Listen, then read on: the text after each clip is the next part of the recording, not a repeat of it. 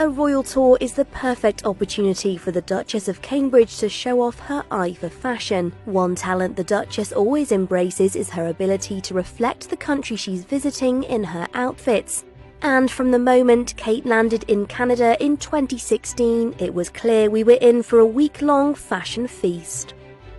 The Cambridge family stepped off the plane dressed in matching blues, a picture-perfect start to 16-month-old Princess Charlotte's first royal trip abroad.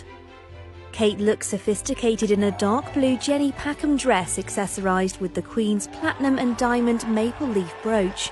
She wore a matching hat by Sylvia Fletcher, which also featured maple leaf detailing, a homage to the national symbol of Canada.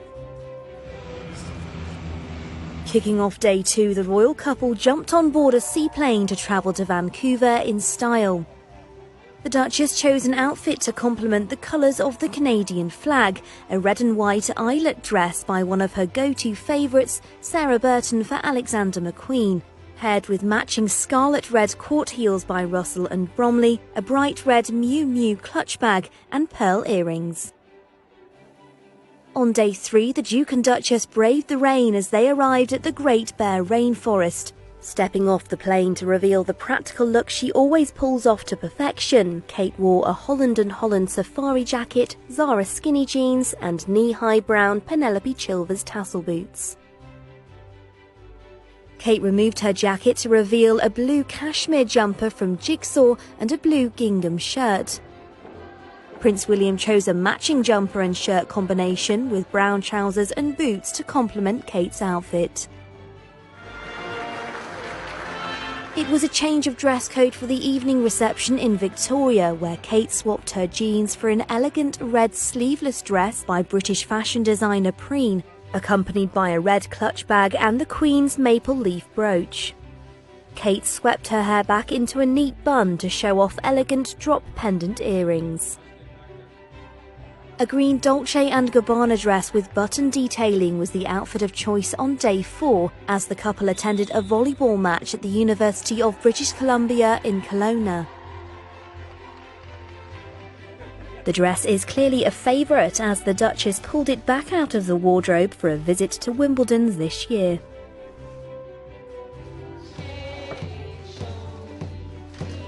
Back in red for a museum visit in Whitehorse, the Duchess impressed in a Carolina Herrera coat, accessorised with a burgundy clutch and drop pearl earrings.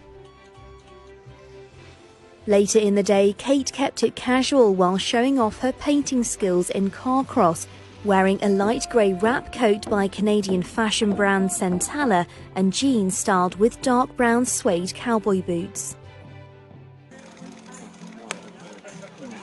The family were reunited on day 6 at a children's garden party at Government House in Victoria for their first official engagement together. The Duchess opted for a classy cream See by Chloe dress, but the young royals were certainly out to steal the limelight, with Princess Charlotte looking adorable in a blue dress and cardigan combination, and Prince George rocking the red shorts. Keeping it casual while jumping on board the Pacific Grace for the final day of the tour, sporty Kate looked confident at the helm, wearing a khaki Troy London parka, skinny Zara jeans and white Superga trainers, with her hair pulled back into a practical low ponytail. The Duke complimented his wife in a matching khaki parka jacket. Prince George and Princess Charlotte were dressed in matching burgundy shades as they waved goodbye to Canada.